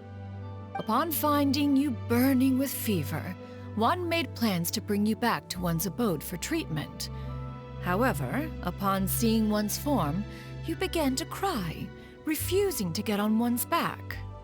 When one asked you why, apparently you believed that one could not possibly be a true Adeptus, because all illuminated cranes are white from tip to toe.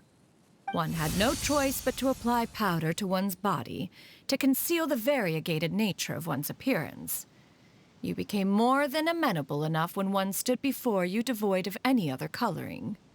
It bears mentioning, however, that as a crane, Yuandai was nearly entirely pure white in color. Though you had never encountered her in that form, you still recognized the essence of her being. Perhaps fate brought you two together in more ways than one.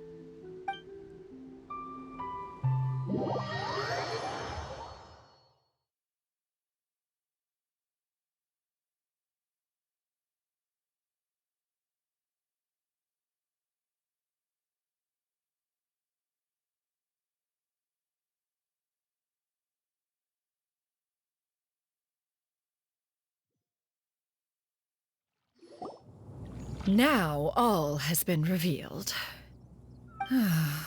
One owes you an apology, you and I. One recognized you upon your very entrance into Wanmin restaurant. One has always viewed you as a disciple of equal standing with Ganyu and Shenhe. Indeed, one wished to bring your story to a satisfactory end with this visit to Liyue Harbor. Still, one could not reveal your identity right away. Had one simply informed you of all you had lost, all those cherished memories would merely have become the fictionalized account of another. Memories are most meaningful when recalled by those who lived through them. Would you not agree? Even if the process was painful and arduous to experience. Have you any further inquiries? Master, I must ask, if you found me all those years ago, why did you leave me be, even though you knew about my mistake? Why did you not bring me back to Mount Outsong by force? One has never regarded your action as a mistake. It was a simple choice, nothing more. When it is time for one's progeny to leave the nest, it is the responsibility of an elder to let them fly free. Yet, when your wings grow weary and the night grows dark, just know that you always have a place to which to return. 'Tis a refuge referred to by many a name in mortal writing. Home, nest, haven. Whatever its denomination may be, its essence remains quite unchanged. One speaks, of course, of a place not unlike one's own abode. One's disciples are free to come and go as they wish, yet the door remains forever open to those who wish to return. One rather hopes you count yourself among them. Thank you. Thank you so much. You and I. One expects you too have sensed the rapid deterioration of your condition as of late. Have you not? 40 years ago, you chose a path without a future. Though one used one's own blood to provide you with a few decades of extra time, it merely delayed the inevitable. One may have extended the path, yet one was unable to alter its final destination. Even the power of an adeptus has its limits. Had your condition continued to deteriorate, you would have forgotten your life as a human entirely. In the end, you would have turned into a creature lacking in the ability to even comprehend its own monstrousness. Fortunately, you were able to avoid that scenario by reclaiming your memories. Though one sped the process along by providing some guidance, the result is entirely a reflection of your own effort. So, what's gonna happen to Granny?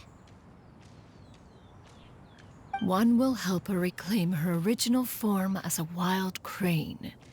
If it be fated, she may recover her sentience one day. She's gotta go back to being a regular crane, huh? Master, you've already done more than enough for me. I don't know how I could possibly repay your kindness. This is a better result than I could have ever hoped for. How much time do I have left? Not long. The transformation is imminent.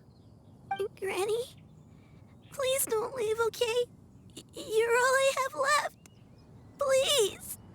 Don't be sad, dear child. Granny has led a wonderful life. My only regret is having to leave you behind. Don't forget to eat well, okay? A growing young lady like yourself needs lots of good food to grow big and strong. Promise Granny you'll take good care of yourself when I'm gone. I promise, Granny. I'll do whatever you say. Good girl. Good girl. Don't worry. It's not goodbye forever. Granny's gonna become the most formidable crane in all of Mount Outsung. Granny will train day and night. I won't stop until I can turn into a human without having to rely on anything but my own power. When that day comes, we'll be able to live together again. You and I. How's that sound? Good. That's a good girl. Even though we won't see each other for a little while, as long as we both work hard, we're sure to meet again someday. I'll eat well, Granny. I promise. And I'll wait for you, no matter how long it takes. I'll wait for you to come back. That's a good girl. Then Granny really has no more regrets. I'm so sorry, Master. Thank you for everything.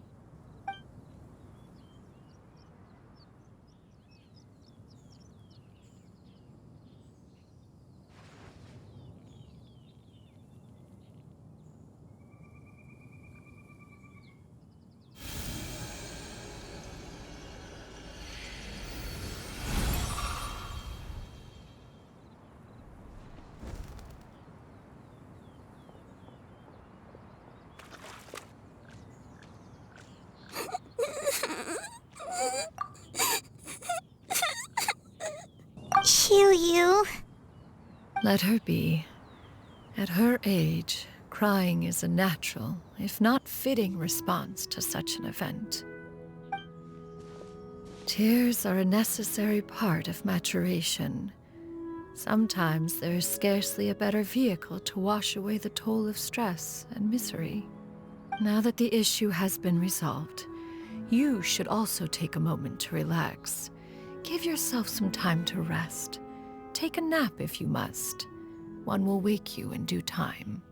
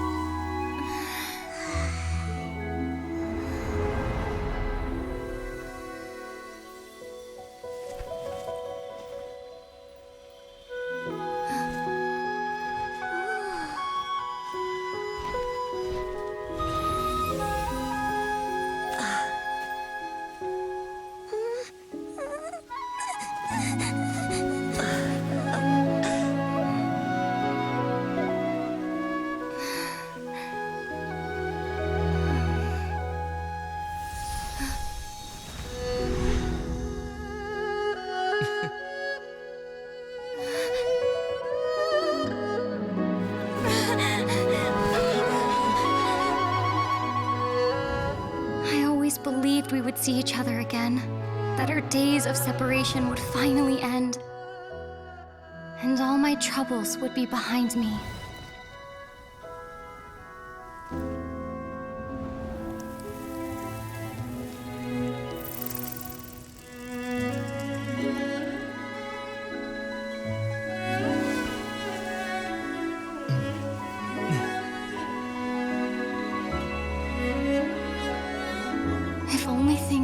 stay this way forever.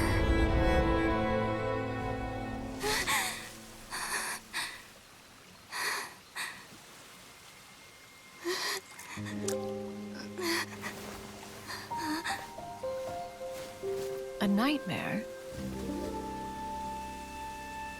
Curious. If you're relaxed, shouldn't your dreams be pleasant? It was a good dream. It's just... You weren't ready to wake up.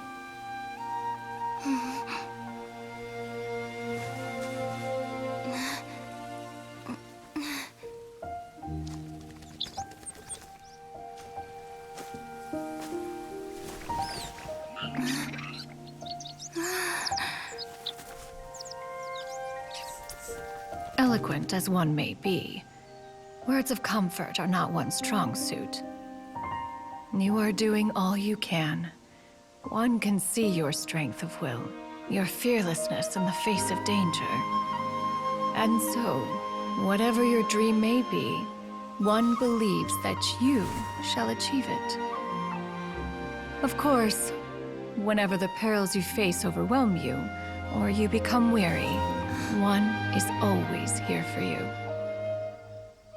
After all, as an elder, it is only right to look out for the young ones.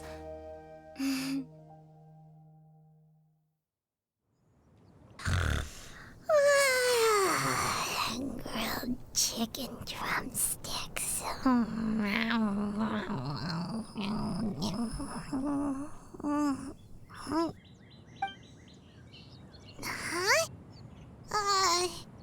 Was Paimon sleeping just now? Oh, Paimon wasn't talking to you. Paimon had a dream about eating grilled chicken drumsticks, that's all. Madam Adeptus? Oh, Xianyun, you're awake. How do you feel? I feel a little better. Thanks.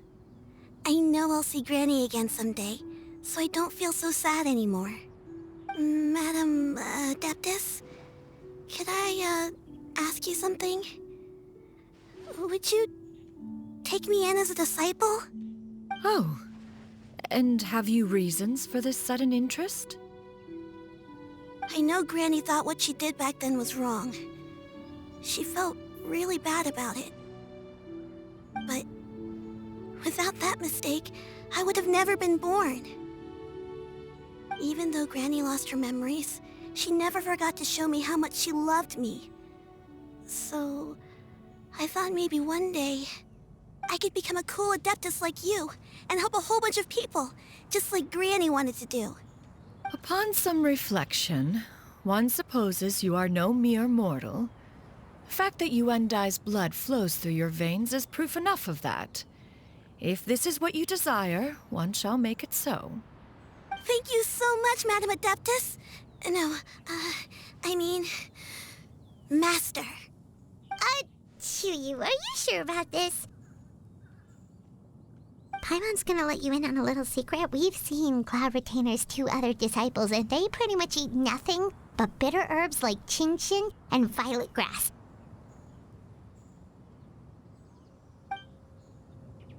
If you join them, you'll never enjoy Wanmin Restaurant's delicious cooking ever again. How utterly preposterous. One has never enforced such a rule. Every individual must find their own path to enlightenment. So long as one retains a pureness of spirit, one's dietary proclivities are quite irrelevant. Well, you say that, but Paimon's not seeing any tasty treats up here now, is she? Although Mount Outsong is rich in natural beauty, its location does preclude access to certain finer mortal comforts. That is precisely why one plans to relocate to Liyue Harbor. Xianyun shall have the honor of becoming one's first disciple in the human world. Whoa! You're leaving Mount Outsong? One has never concerned oneself with the location of one's residence. From the very beginning, one has sought only solace and peace. Yet in the end, all of one's disciples ended up in Liyue Harbor. Ganyu, Shenhe, Yuandai, they all chose a life among the mortal world. One has reflected on this fact for many years now. One can only assume that it is due to some failing on one's part as an elder or master. A failing, perhaps, of recognizing what it was they truly wanted. One is most curious as to what aspect of Liyue Harbor could have enticed them to remain there. One could hardly offer an opinion on the matter, but perhaps some time in the harbor will prove instructive. Why are you all so silent? Paimon is, just a bit shocked, that's all. So, does this mean we can grab a meal together in Liyue Harbor sometime? One has precious little time to squander. However, if one finds oneself otherwise unoccupied, one would not be opposed to the idea. One will be assuming the identity of a human while residing in Liyue Harbor. You should take care to avoid disclosing one's true identity. Don't worry, we'll help you keep it a secret. So, when can we expect to start seeing you in the city? Perhaps in 2 days' time. One has some matters to see to before one's departure. Preparation is the key to success, after all. One plans to put up various items from one's collection for sale. The earnings should provide for a comfortable living in Liyue Harbor. One has already picked out a handsome property near Chuhu Rock. 'Tis no small purchase, but what is mortal life if not one expense after another? Seems like you've really thought of everything. Then how about we meet up in Liyue Harbor in 2 days? A sensible plan. See you then. Oh, also, why don't you take this suspense insomnia mechanism as a souvenir? Anytime you should feel ill at ease in the future, you may try quieting your mind and sitting in meditation as you listen to its melodies. It might help you find a new perspective. Awesome! Thanks, Cloud Retainer! Hey, didn't we promise Shincho that we'd tell him what we found out? Should we make a trip to the Xianyun Commerce Guild? It's totally up to you.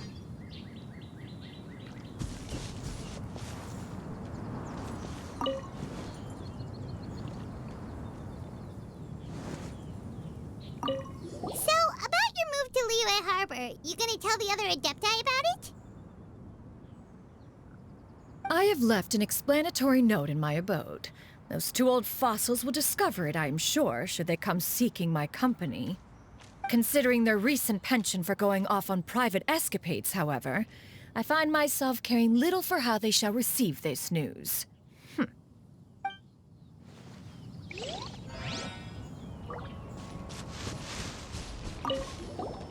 By the way, Xianyun, we have a friend who helped us learn a lot of information about your granny. Is it okay if we tell him the full story? Sure, I don't think Granny would mind.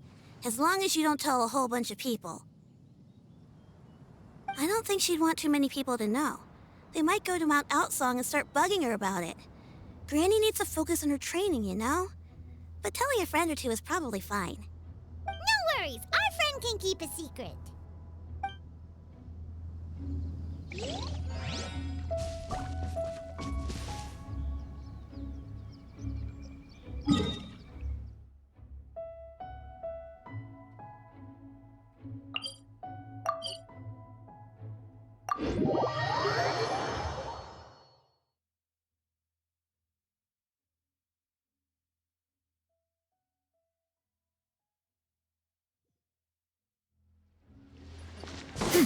Skyward!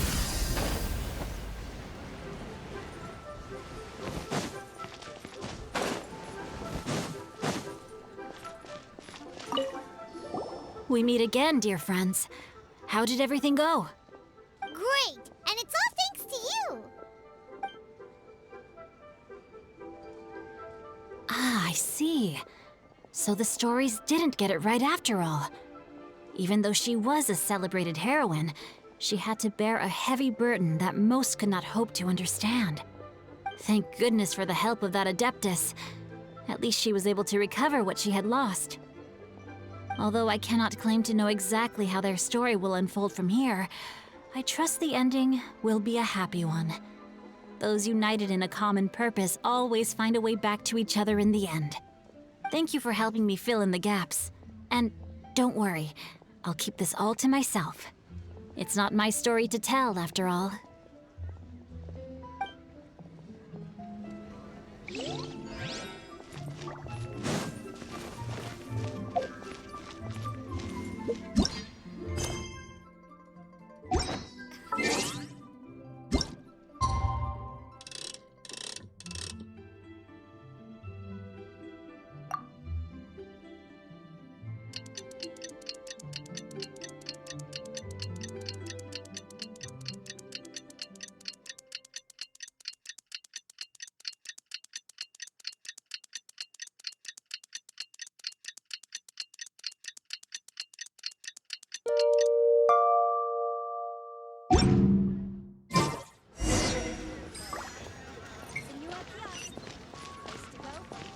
Skyward!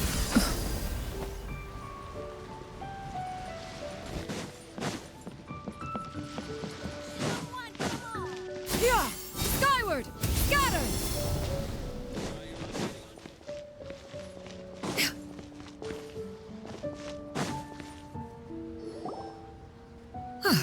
Your concerns are excessive and unfounded. This is but a simple collection of ordinary valuables. Such intense scrutiny is hardly necessary. To be quite honest, your insistence on that fact is my primary cause for concern. In what way are any of these ordinary? Every single item here could be worth more than everything I own combined. I simply can't risk shelling out that kind of mora without proper scrutiny. If I'm wrong, I would never be able to earn it back, not even if I worked every single day for the rest of my life. I have to be careful. Yes, you can never be too careful. We're here, Cloud. Miss Xianyun, what are you guys arguing about? Ah, perfect timing. This ignoramus is questioning the authenticity of my wares. I'll have you know, these items have remained untouched in my personal collection for several hundred years. To question their legitimacy is pure folly. Several hundred years? Indeed. They're family heirlooms, you see, passed down over many generations, as families are wont to do. Yep, they've definitely been around a while. We can vouch for her on that one. Hear that? Had I not found myself in need of mora, I would scarcely have had the heart to part with them. Indeed, you should consider it an honor to even have the opportunity to behold them with your own eyes. Doubt their authenticity any further, and I may just decide to take them to another buyer. Whoa, please don't go! I apologize for any insult, miss. You see, I know full well that I lack the knowledge to judge the true worth of these items. If you could wait but a moment, I've hired an expert to appraise them for me. He should be here shortly. An expert, you say? Very well. I will wait for a little while longer, then. Traveler, Paimon, this is my new residence. If you have cause to seek my company in the future, this is where you can find me. Master! Oh, it's you two again. Hello. Xianyun! You got a new outfit! It looks great on you. Mm-hmm. Master made it for me. I like it too. Huh? You know how to make clothes? Do I know how to make clothes? With the support of the proper mechanism, sewing is hardly a challenge. Master, I brought in most of my stuff. There's a few boxes left, but they're kind of heavy, so I just left them outside. Fret not. I shall help you move them into your room. Actually, I should probably sort through my stuff a bit first. Everything's kind of messy right now, so maybe you could, not look yet, Master? Yeah, that'd be great. It appears my young apprentice has her own fair share of secrets. No matter. Do what you must, child.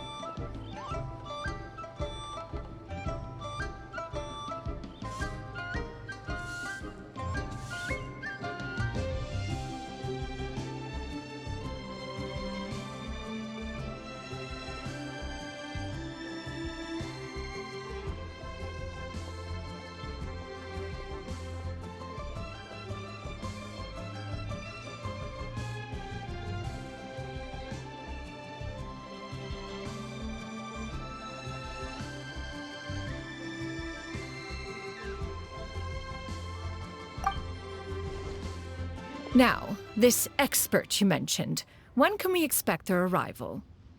Soon. Ah, there he is! Here, allow me to make some introductions. This is Mr. Zhongli, a well-respected consultant at Wangshang Funeral Parlor and an expert in all manner of valuables and antiques.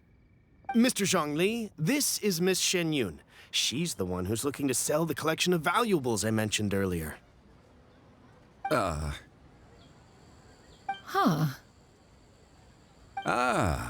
If it isn't Miss Xianyun. It has been quite some time since our last meeting. What a serendipitous reunion. Indeed, most serendipitous.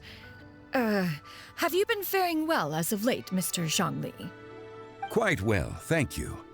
I was fortunate enough over the past few days to enjoy both a stroll in the mountains and a fresh brew of tea from the most recent harvest. The experiences left me with such insight and peace. So you two are already acquainted? Indeed. How fortunate we are that fate has brought us together again. If you are otherwise unaware, allow me to inform you that Miss Xianyun is a well-regarded collector and appraiser. She is well-versed in all fields and oft-celebrated for her impeccable taste. You stand to gain much from this opportunity. You are too kind, Mr. Zhongli. True collectors pride themselves on their wealth of knowledge and eye for detail. I can say without a doubt that you are foremost in that regard. Why, you flatter me, Miss Xianyun. It would seem that you are as self-effacing as ever. Not at all, Mr. Zhongli. Not at all. While I am loath to butt into this conversation, I must ask, you two already knew each other, and you seem to have quite a cordial relationship. Can I be certain that you're not working together to swindle me? I mean, you never know. A preposterous accusation. The heavens themselves would collapse before we would conspire to do such a thing. Miss Xianyun speaks the truth. Contracts are built on honesty and trust. If that proves to be beyond your capabilities in this instance, this transaction may be taken elsewhere. Say no more. Let us depart. I jest. What fool would still harbor doubts after Mr. Zhongli himself has vouched for the goods? Miss Xianyun, wait!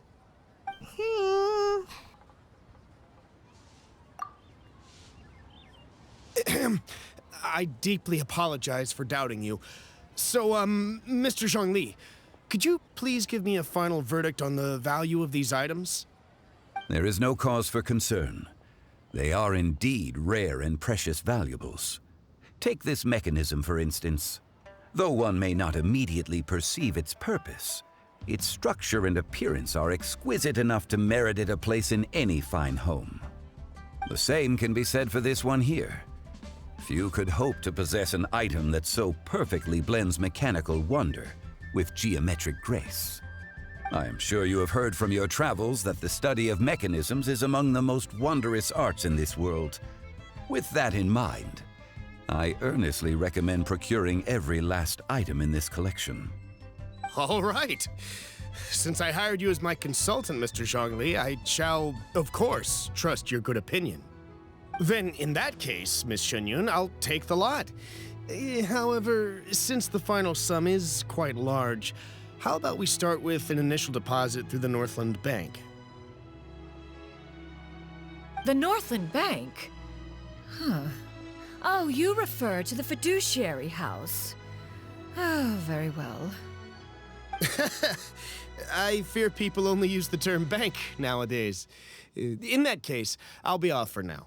I'll return to collect the goods once you've received the funds.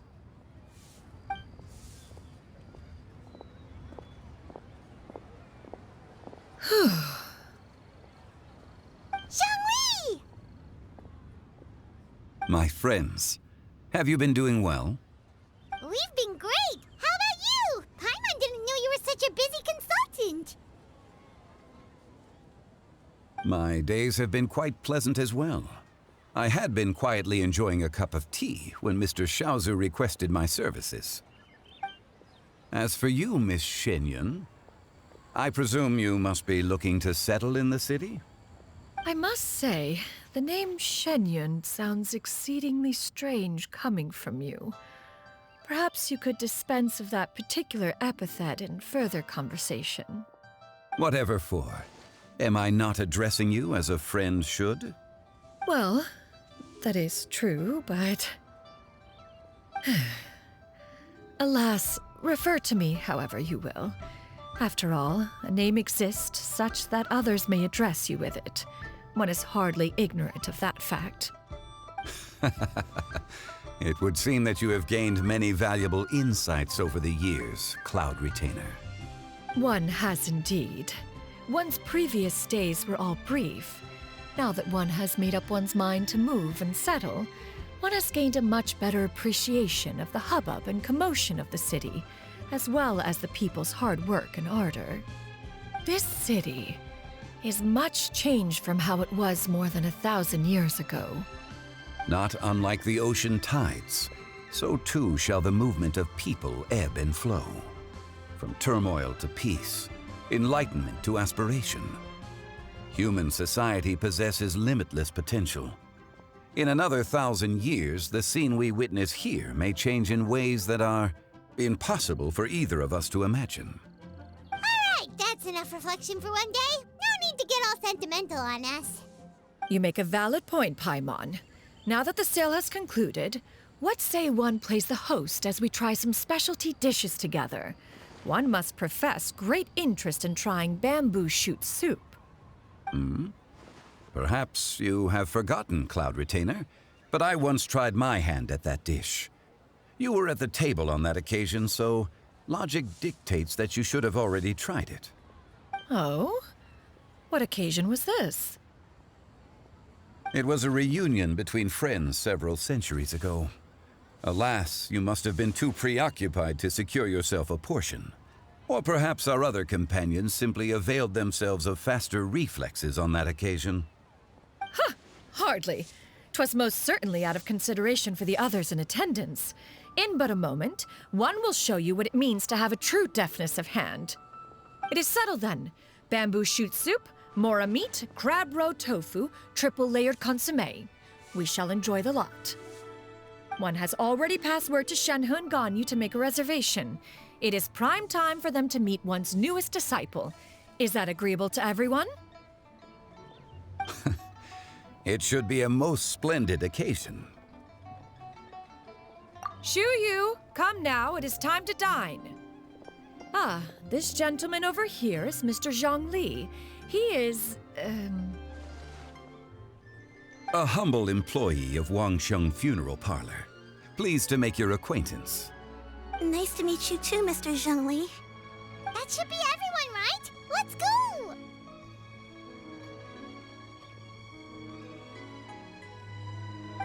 Sounds good. Actually, Master, have you ever tried Adeptus' temptation? I heard it's impossible to stop eating after even just one bite. You know, 'cause it's super tempting and stuff. Is that true? That sounds rather implausible.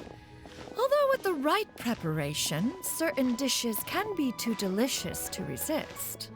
Huh? Why are you all walking so